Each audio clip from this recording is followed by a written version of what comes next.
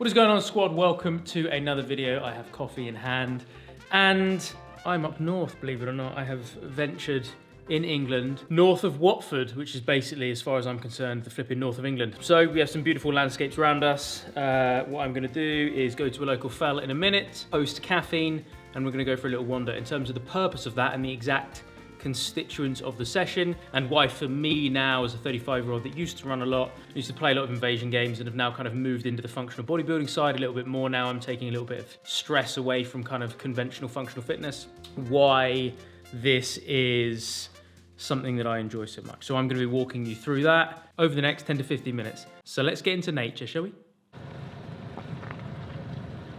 Zero fucks given from Daisy right now.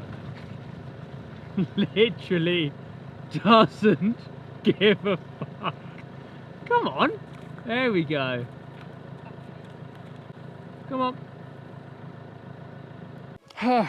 Well, we finally got here on a slightly different route than expected because of the livestock. However, it is still flipping beautiful. I'm going to attempt to stay away from the sheep for a minute. I know an increasing number of guys and girls, but mainly guys, I say, that are interested in functional bodybuilding, but running's a bit of a weird thing for them. They love the idea of feeling kind of mobile. They love the idea of feeling healthy. However, with that, the downside is just, oh, sheep are running away. The downside is that they don't want to lose their gains, right? So they're developing strength, trying to stay quick and powerful, just like these guys. And running may be a fairly attractive option, but it's kind of counterintuitive to everything they have heard and experienced about what they need to do to stay fit and strong and healthy and muscular.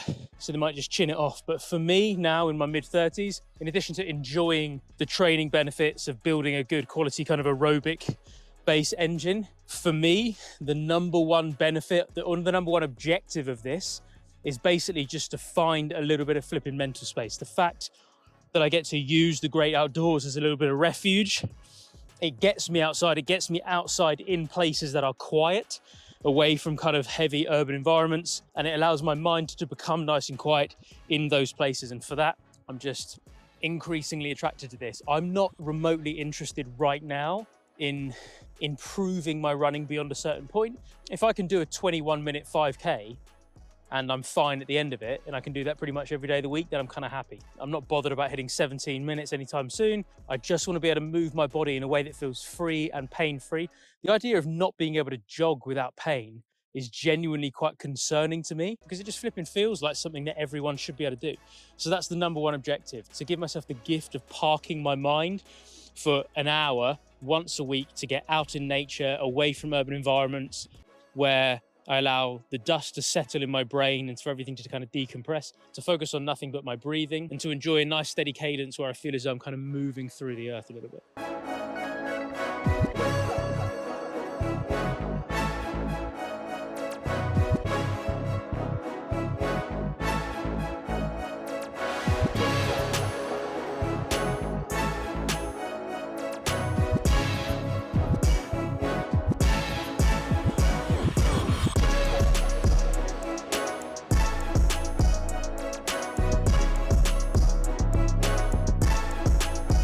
So the second reason for me why running has become a bigger part of my weekly routine, again, I don't know whether or not I'm too bothered or kind of overly enamored with the training benefit of it, so it's not necessarily part of my training routine. But the second benefit for me, second objective for me, is very much the kind of the steady resilience that is built through it. I think that low intensity steady state can be very boring if you have a boring association with it, and doing it in just pretty much acute, sometimes painful silence can be really difficult. So when you are experiencing this ambient fatigue, ambiently growing fatigue and ambient discomfort, but you continue to push through anyway, when you have literally no external stimulus to kind of in through kind of like your sensory apparatus to distract you from how tired you are and from the fact that this is mildly uncomfortable. That for me is a really, really good kind of resilience building game, because I think a lot of other things you can be acutely uncomfortable, very uncomfortable for a short period of time, like an ice bath that you get in for, you know, this 1 degree Celsius that you get in for 3, 4, 5 minutes. It's painful, it's front loaded, but you know it's going to be over quick. If you go on a 45 or 60-minute run, it's nowhere near as uncomfortable as that. But the fact that it is mildly annoying, and it's like, it's just, your joints might be a little bit sore, your lungs are heaving a little bit, your legs are getting a little bit tired, but you continue to persevere and push through anyway. For me, that slightly different approach of building resilience is the second reason why I really like running at the moment.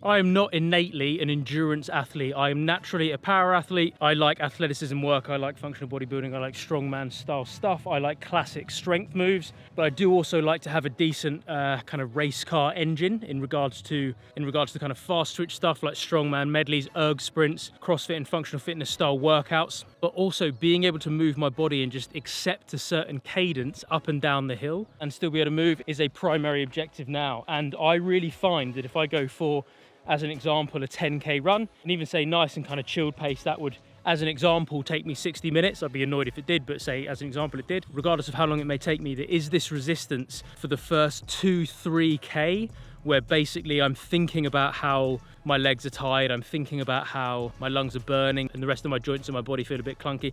And this is kind of linked to the second objective, which is that resilience training. But this third objective, which is feeling adventure ready, I do not believe I can call myself remotely functional or remotely athletic if I am not able to move my body through and around and over nature in a natural, cadence-filled way. I am not obsessed with doing it quick, but there is this unbelievably like flipping primarily satisfying thing for your brain, for your body, for your characteristics and your virtuous behaviors of overcoming that initial resistance and feeling as though you are able to enter this kind of meditative state and just flipping go. Just hold a certain clip. And again, it doesn't need to be super quick, but to be able to maintain a certain jogging pace without feeling as though you're binning yourself or ball bagging yourself or doing yourself any more damage. You're loose, you're warm, and you're just able to keep going. And there is something there's this beautiful kind of elegance and again, meditative state that you fall into after the first few K. Once that resistance and once that kind of chattering monkey mind starts to dissipate, your breathing is synchronized with the movement and with your stride. And it's just a flipping beautiful way to be.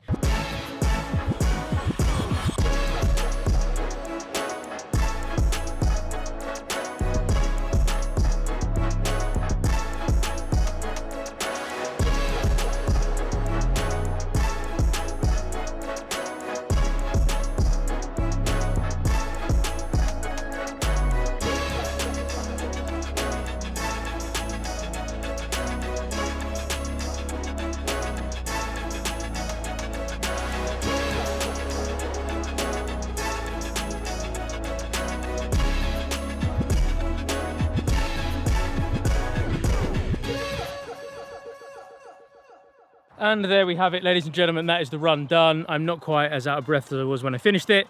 However, there was a moment or a few moments where we were getting legitimately chased by cattle and the calves are around. So apparently they're like proper flipping necking on you. So we decided to get out of there hella quick. But again, I just want to kind of drive this point home. Running for me really has taken on, I don't know, a different picture. I just see it through a different lens now. It's to give myself some mental space. And I truly do like the joy of just hearing my own breath, putting myself in a position where I can't check emails, I can't go on social media. I can't do shit because I don't fucking have anything with me. I don't listen to music, don't listen to podcasts, I just run. And that for me has become an incredibly pleasurable, non-negotiable part of my week.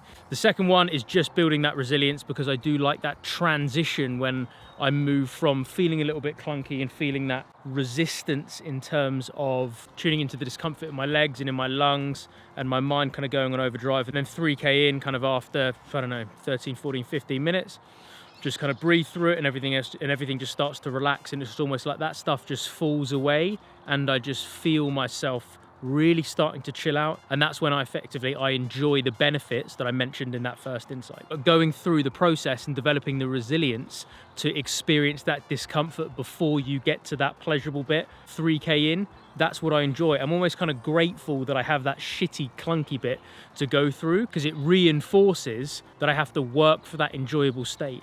And I have no flipping problem being someone who reinforces that association that experiencing something nice requires work. And the third and final insight or purpose behind why I like to run right now is to be adventure ready. Again, that's just kind of the phrase that I've coined, and being able to move even on the road, or especially in the hills, up and down, through a path, through trees, over a tor, round a fell, whatever the hell it may be. There's something about being in an expanse of nature and moving through it, not necessarily effortlessly, you can feel yourself burning, but again, 2 or 3K in when everything starts to loosen off and you find that nice, comfortable, sustainable cadence. There is something genuinely primarily satisfying about knowing that your body is capable of doing one of the things that is absolutely foundationally wired to do, and that is run steady state for even a short period of time. Again, guys, please do smash that like button if you have not yet done so. Please do subscribe. Any questions on anything at all, just put them down in the comment section below. And as always, beautiful people, stay strong, stay healthy, stay awesome, and I'll see you in the next video.